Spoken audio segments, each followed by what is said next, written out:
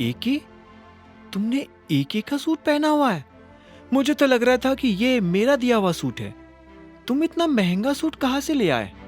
वो अकरम सर ने मुझे कुछ एडवांस पेमेंट दिया था ना, तो मैंने सोचा कि उससे मैं अपने लिए एक सूट तो खरीद ही लूं। ऐसी कौन सी कंपनी है जो एडवांस पेमेंट देती है? अनन्या ने पूछा।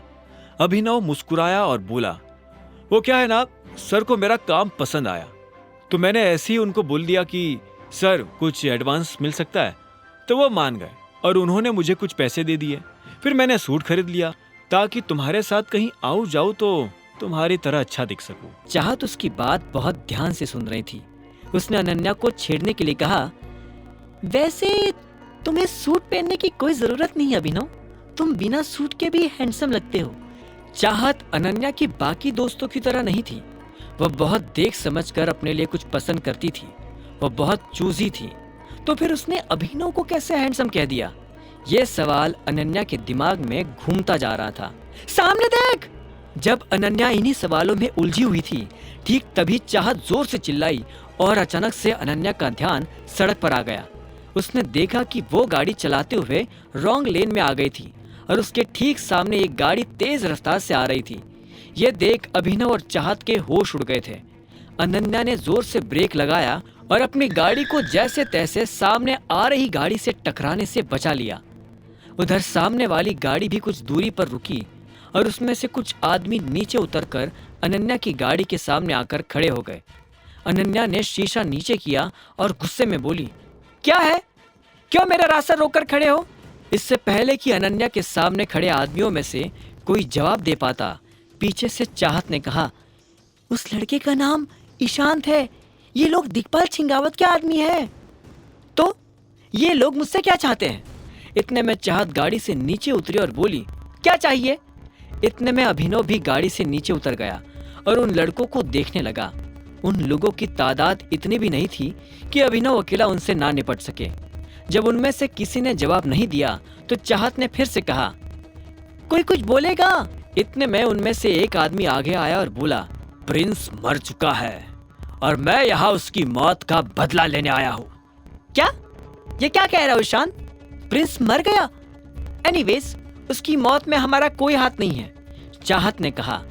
उसके जवाब में ईशान बोला, उसकी मौत का बदला पूरे गुड़गांव से लिया जाएगा और वैसे भी जिसने उसे मारा है वो यही हमारे सामने है। ईशान की बात सुनते ही उसके कुछ आदमी अनन्या की तरफ बढ़ने लगे थे, लेकिन इससे पहले कि वो अनन्या के पास आ पाते, अगर तुम में से एक भी आदमी आगे आया तो वापस पीछे जाने लायक नहीं बचेगा। अभिनव की बात सुनकर ईशान को और जोर से हंसी आ गई। उसने कहा, पहले तो मुझे कम गुस्सा आया था, लेकिन अब मुझे और ज्यादा गुस्सा आ रहा है। उस लड़की को यहाँ लेकर आओ अभी। ईशान के आदमी फिर से अनन्या की तरफ बढ़ने लगे थे। अनन्या को घबराहट हो रही थी। उसे लग नहीं रहा था कि अभिनव इन लड़कों से उसे बचा पाएगा, लेकिन जैसे एक आदमी ने अनन्या का हाथ पकड़ने के लिए अपना हाथ बढ़ाया तो इतने में अभिनव ने उसका हाथ जकड़ा और जोर से दबा दिया। उस आदमी को भयंकर दर्द हो रहा था और वो बुरी तरह से चिल्ला उठा। अभिनव उसे चिल्लाते हुए देख मुस्कुराया और उसके दाईं तरफ से आ रहे एक आदमी के पेट में लात मार दी। बचे हुए कुछ आदमी भी अभिनव पर हमला करने के लिए आगे आ ही रहे थे कि इतने में कहीं दूर से पुलिस के सायरन बजने की आवाज आनी शुरू हो गई। जैसे ही ईशांत ने यह आवाज सुनी तो वो चिल्लाया, पुलिस आ गई, भागो! उसकी बात सुनते ही एक के बाद एक गिरते पड़ते सभी लोग ईशान की गाड़ी में बैठे और उनकी गाड़ी तेजी से बाहर रवाना हो गई। अभिनव उनमें से एक आदमी को पकड़ने की कोशिश ही कर रहा था कि इतने में उस आदमी ने अभिनव के सिर पर एक मुक्का मार दिया। अभिनव अनन्या की गाड़ी से जा टकराया। उसके सिर में चोट लग गई थी। इस बीच पुलिस की गाड़ी भी वहां आकर रुक गई। एक हवलदार ने अभिनव की तरफ देखते हुए पूछा, हाँ भाई, इतनी रात को यहाँ क्या कर रहा है? वो मेरी गाड़ी में कुछ दिक्कत हो गई थी, अभिनव ने खड़े होकर कहा और अनन्या को ढूंढने लगा। अनन्या कहीं नजर नहीं आ रही थी। अभिनव को चाहत दिखी तो उसने चाहत से पूछा, अनन्या कहाँ है?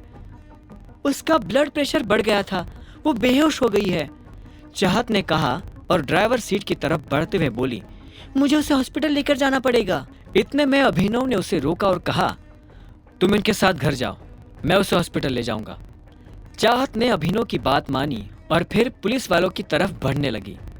जो कुछ भी हुआ उसके बारे में चाहत ने पुलिस को स्टेटमेंट दिया और फिर उन्हीं के साथ घर जाने के लिए रवाना हो गई। इधर अभिनव भी अनन्या को हॉस्पिटल ले जाने के लिए निकल पड़ा था। इस बीच अभिनव ने राजीव और शर्मिला को भी फोन कर वो सब बता दिया जो अभी हुआ था। आगे की कहानी जानने के लिए देखें अगला एपिसोड सिर्फ पॉकेट एफएम के यूट्यूब चैनल पर, और द रिटर्न ऑफ टाइगर के सारे एपिसोड्स को सुनने के लिए डिस्क्रिप्शन में दी लिंक से डाउनलोड करें पॉकेट एफएम ऐप।